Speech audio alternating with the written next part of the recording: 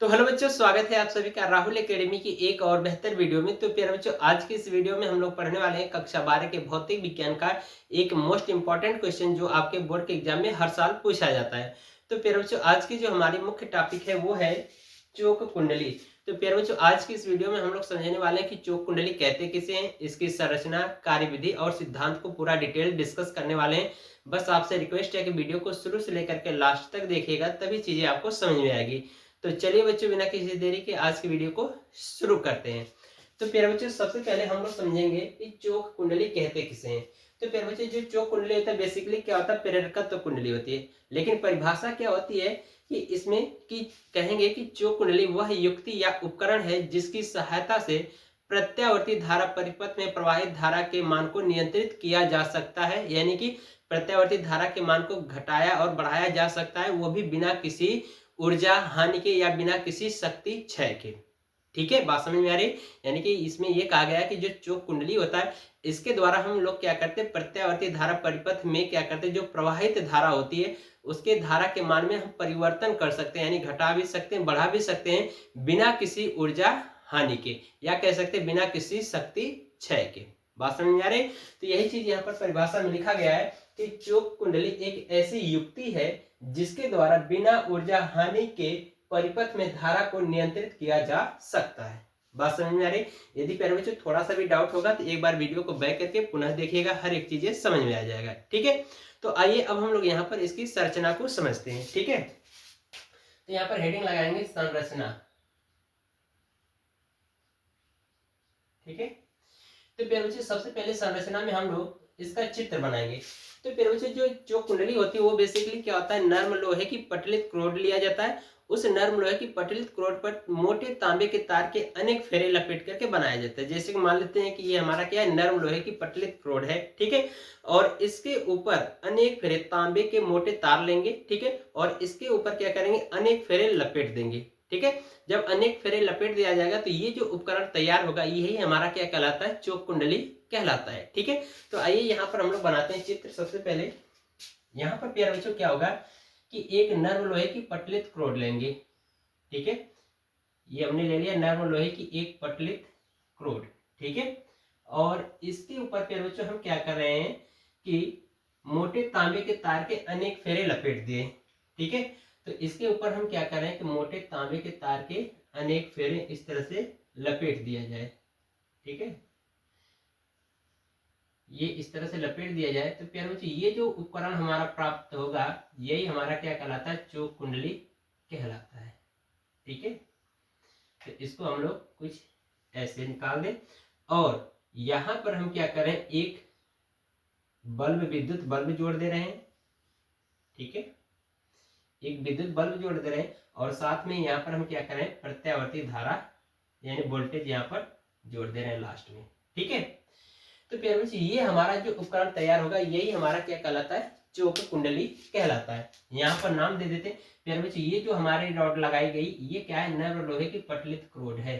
ठीक है, इसको कुछ इस तरह से दर्शा दिया जा रहा है। ठीक है, तो यहाँ पर लिख देंगे ये क्या है, वैद्युत बल्ब है। वैद्युत बल्ब, ये अब हमारा क्या होगा, प्रत्यावर्ती धारा स्रोत होगा। ठीक है, यहां पर लिख देंगे तांबे के तार यानी मोटे तांबे के तार। ठीक है, मोटे तांबे के तार। ठीक है, और इसका नाम दे देते हैं, ये क्या है, पटलित लौह क्रोड। पटलित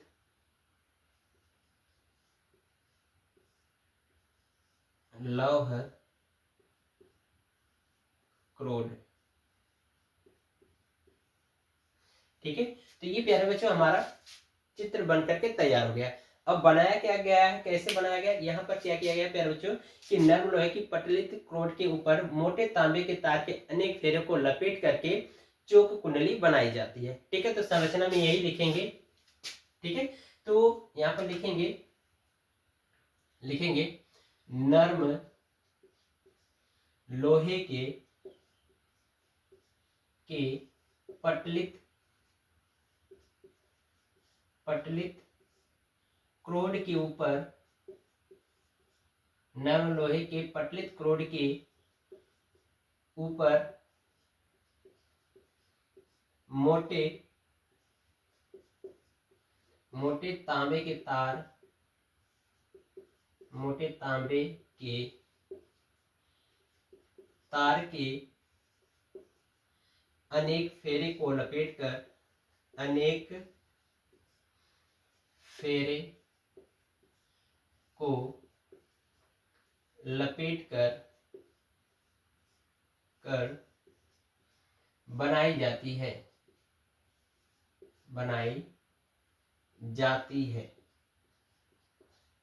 ठीक है। बात समझ में आ रही है? यानी कि यहाँ पर जो कुंडली बनाई जा रही है वो किससे बनाया जा रहा है? नर्म लोहे की पटलित क्रोड लेते हैं, उस नर्म लोहे की पटलित क्रोड के ऊपर तांबे के यानी मोटे तांबे के तार के अनेक फेरे को लपेट करके हम क्या बनाते हैं? चोक कुंडली तैयार करते हैं। अब प्यारों जो बात यहाँ पर आती है कि हम मोटे तांबे के तार क्यों लेते हैं? क्योंकि यहाँ पर बताया गया है प्यारों कि ये जो चोक कुंडली होती है ये प्रत्यावर्ती परिपथ में इसका उपयोग किया जाता है। यानी कि इस चोक कुंडली का उपयोग कहाँ पर हम करते हैं? एसी परिपथ में करते हैं। इसके द्वारा हम क्या करते हैं? धारा का नियंत्रण करते हैं, यानी कि धारा के मान को घटा और बढ़ा सकते हैं। ये जो नर्म लोहे पटलित क्रोड लिया गया प्यारे बच्चों, इसको हम लोग आगे पीछे आवश्यकता अनुसार खिसका सकते हैं। ठीक है, तो इससे हम क्या करते हैं? धारा का मान नियंत्रण कर सकते हैं, यानी कि धारा के मान में परिवर्तन कर सकते हैं, वो भी बिना किसी शक्ति क्षय के। लेकिन प्यारे बच्चों यहाँ पर हम एसी परिपथ में चोक कुंडली क्यों उपयोग कर रहे हैं? हम तो धारा नियंत्रक यानी कि रियोस्टेट से भी हम क्या कर सकते हैं? धारा को नियंत्रित कर सकते हैं। अब आइए हम लोग रियोस्टेट के बारे में यानी धारा नियंत्रक के बारे में बात कर लेते हैं थोड़ा सा। ठीक है, यहाँ पर बहुत ही लॉजिकल कॉन्सेप्ट है, इसको ध्यान से समझना, बहुत ही इजी तरीके से आपको समझ में आएगा। ठीक है, अब प्यारे बच्चे यहाँ पर आप पढ़े हो धारा नियंत्रक। ठीक है, धारा नियंत्रक। ठीक है, धारा नियंत्रक का प्यारे बच्चे जो चित्र होता है वो कुछ इस तरह से होता है। ठीक है, इसको हम लोग RH से दर्शाते हैं, यानी रियोस्टेट कहते हैं। ठीक है, तो ये जो प्यारे बच्चों क्या होता है? ये जो टर्मिनल देख रहे हैं इसको हम आगे पीछे खिसका सकते हैं, यानी कि धारा के मान में इसके द्वारा परिवर्तन कर सकते हैं। तो यहाँ पर कहा गया है कि जो एसी परिपथ में हम चोक कुंडली का उपयोग क्यों करते हैं? इसको भी तो उपयोग कर सकते हैं, धारा का ये भी नियंत्रण करता है। लेकिन प्यारे बच्चों यहाँ पर क्या होता है कि ये जो धारा नियंत्रक होता है प्यारे बच्चों, ये किसमें उपयोग होता है? डीसी परिपथ में इसका उपयोग होता है। ठीक है, और ये कहां पर उपयोग होता है? चोक कुंडली एसी परिपथ में।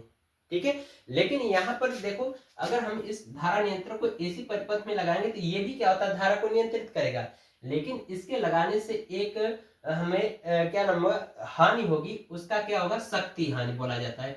तो इसमें प्यारे बच्चों जब ये धारा नियंत्रक लगाया जाता है तो ये क्या करता है कि शक्ति की हानि करता है। वो कितना? P बराबर I²R। ठीक है, इतनी ऊर्जा यानी इतनी शक्ति का क्षय करेगा, तब जाकर के इससे होकर के विद्युत धारा प्रवाहित होगी। यानी कि ये कह सकता है कि कहा जा सकता है कि इसमें जो विद्युत धारा प्रवाहित होगी इस धारा नियंत्रक से, ये क्या करेगा? पहले इतनी ऊर्जा हानि या शक्ति की क्षय करेगा, तब इसके बाद धारा प्रवाहित होगी। लेकिन इस चोक कुंडली का एक ही फायदा यही है कि ये भी धारा नियंत्रित करता है, लेकिन इसमें क्या होता है? उष्मा की हानि या विद्युत शक्ति की क्षय नहीं होती है। ठीक है, तो ये चीज आपको ध्यान रखना है प्यारे बच्चों।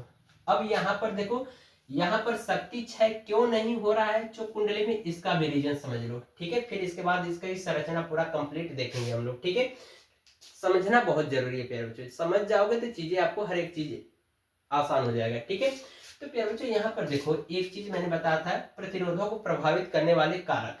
ठीक है, तो वहां पर इसके लिए फार्मूला था R बराबर ρL/A, यानी कि हम कह सकते हैं कि जो प्रतिरोध है R, वह तार के अनुप्रस्थ काट के क्षेत्रफल के क्या होता है? व्युत्क्रमानुपाती होता है। यानी कि अगर हम ये कहें कि जो क्षेत्रफल तार का है, यानी अनुप्रस्थ काट का जो क्षेत्रफल है वो अगर ज्यादा होगा तो प्रतिरोध का मान क्या होगा? कम होगा। तो इसीलिए यहाँ पर मोटे तांबे के तार का कुंडली बनाया गया है, ताकि उसका अनुप्रस्थ काट का क्षेत्रफल ज्यादा हो तो प्रतिरोध का मान कम होगा। तो इसीलिए यहाँ पर मोटे तांबे के तार लपेटा गया, जिसकी वजह से क्या हो रहा है? इसके प्रतिरोध का मान यानी कि तांबे के तार के प्रतिरोध का मान घट जा रहा है। तो ये लगभग कितना हो जाता है फिर बच्चों? यहाँ पर तांबे के तार का प्रतिरोध कितना होता है? लगभग 0 मान लिया जाता है। ठीक है, जब प्रतिरोध का मान 0 हो जाएगा तो यहाँ पर शक्ति की क्षय क्या हो जाएगी? 0 हो जाएगी। लेकिन प्यारे बच्चों कोई भी ऐसा परिपथ नहीं है ठीक है, कोई भी ऐसा आइडियल परिपथ नहीं है जिसमें उसका प्रतिरोध शून्य हो। ठीक है, लेकिन एक कंडीशन में होता है, वो किसमें होता है, संधारित्र में होता है। ठीक है, और प्रेरकत्व की कुंडली में होता है प्रतिरोध का मान शून्य। ठीक है, तो ये मैंने शुरू में बताया कि ये जो कुंडली होता है बेसिकली कौन सी कुंडली होती है, प्रेरकत्व की कुंडली होती है। तो इसका मतलब कि इसमें जो प्रतिरोध का मान लगभग या नगण्य के बराबर मान लिया जाता है, वो कितना हो जाएगा, शून्य हो जाएगा। इसी वजह से इसमें क्या होता है, जो कुंडली में धारा का मान क्या होता है, शक्ति क्षय का मान क्या होता है, शून्य होता है। बात समझ में आ रही है, तो ये चीज समझ में आ रहा है। तो प्यारे बच्चों अब आप क्या करो, इसको इतना नोट करो, फिर इसके बाद इसकी आगे संरचना देखेंगे। तो नोट कर लिए प्यारे बच्चों, अब हम लोग क्या करते हैं, संरचना को एक बार फिर से पूरा समझ लेते हैं, फिर इसके बाद इसके सिद्धांत और कार्यविधि को समझेंगे। ठीक है, तो यहाँ पर प्यारे बच्चों जो कहा गया कि ये जो चोक कुंडली है, हम क्या करते हैं, इसको बनाने के लिए नर्म लोहे की पटलित क्रोड लेते हैं और उसके ऊपर मोटे तांबे के तार के अनेक फेरे लपेट करके बनाते हैं। तो वही चीज यहाँ पर लिखा गया है कि नर्म लोहे के पटलित क्रोड के ऊपर मोटे तांबे के तार के अनेक फेरे को लपेट कर बनाई जाती है। यानी कि ये चोक कुंडली जो है, जो नर्म लोहे की पटलित क्रोड होती है, उसके ऊपर हम क्या करते हैं, मोटे तांबे के तार के अनेक फेरे लपेट करके बनाते हैं। तो यहाँ पर देखिए कहा जा रहा है कि क्योंकि तांबे का तार मोटा होने के कारण प्रतिरोध शून्य यानी नगण्य हो जाता है। यानी कि तांबे का तार मोटा होने के कारण ये जो तार का जो प्रतिरोध होता है वो शून्य यानी नगण्य हो जाता है। अब मोटा तार होने के कारण क्यों प्रतिरोध का मान शून्य यानी नगण्य हो जाता है, रीजन मैंने बताया था कि जो प्रतिरोध होता है, ठीक है, वो क्षेत्रफल के क्या होता है, व्युत्क्रमानुपाती क्रमानुपाती होता है। यानी कि जो तार का अनुप्रस्थ काट का जो क्षेत्रफल यानी ये वाला भाग, ठीक है, ये जितना ज्यादा होगा यानी जितना तार मोटा होगा यानी क्षेत्रफल जितना ज्यादा होगा उतना ही प्रतिरोध कम होगा। तो यहाँ पर मोटे तांबे के तार का उपयोग किया गया, तो इसका मतलब कि प्रतिरोध का मान लगभग कितना हो गया, शून्य हो गया यानी नगण्य हो गया।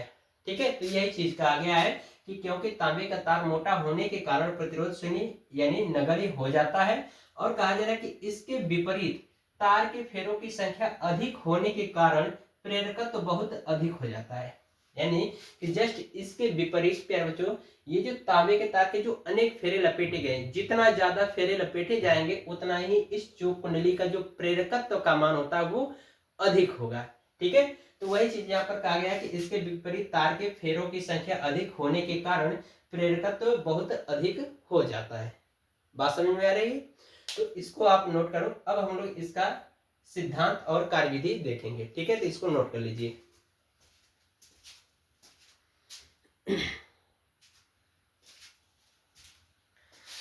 तो अब बच्चों हम लोग चोक कुंडली का सिद्धांत और कार्यविधि को देखते हैं। ठीक है, तो फिर बच्चों यहाँ पर देखिए हेडिंग मैंने लगा रखा है सिद्धांत, यानी चोक कुंडली का सिद्धांत क्या होता है। तो यहाँ पर देखिए लिखा गया है कि चोक कुंडली द्वारा बिना ऊर्जा की हानि के परिपथ में धारा को नियंत्रित किया जा सकता है। यानी कि चोक कुंडली द्वारा हम क्या करते हैं, परिपथ में बिना किसी ऊर्जा हानि के क्या कर सकते हैं, धारा को नियंत्रित कर सकते हैं। यही चोक कुंडली का सिद्धांत होता है। ठीक है, तो यही चीज लिखा गया कि यह इसी सिद्धांत पर कार्य करती है। बात समझ में आ रही।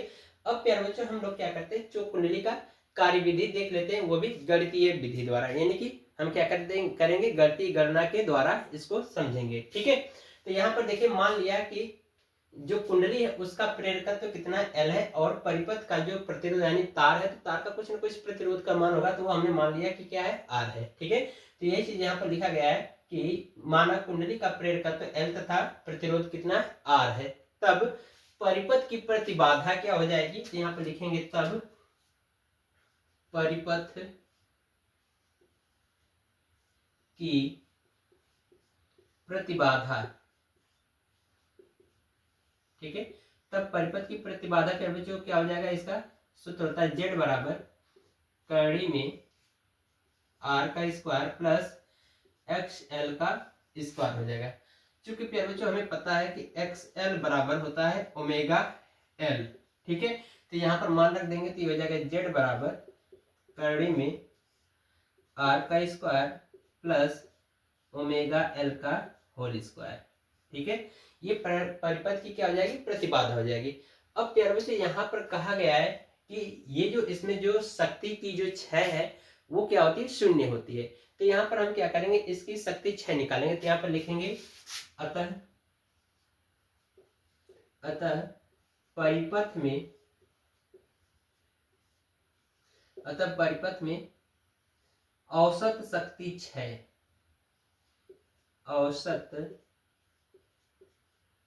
शक्ति 6। ठीक है, तो क्या हो जाएगा इसके लिए, फिर जो फार्मूला होता है पी बार बराबर VRMS गुणे IRMS इंटू cos फाई। ठीक है, तो यहाँ पर बच्चों जो होता है प्रेरकत्व और धारा के संबंध में जो ग्राफ होता है कुछ ये होता है। अगर मान लीजिए ये धारा है, ठीक है I, और ये जो प्रेरकत्व का जो विभव VL है, तो ये क्या होता है धारा के संबंध में ये क्या होता है 90 अंश अग्रगामी होता है। ठीक है, तो इसका मतलब कि यहाँ पर कलांतर इनके बीच में, यानी कि धारा और वोल्टेज के बीच में कलांतर कितना होगा 90 अंश होगा।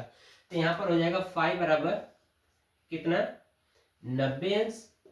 तो हम क्या करेंगे यहीं पर मान रख देते हैं। ठीक है, तो मान रख दीजिए। तो यहाँ पर देख लीजिए,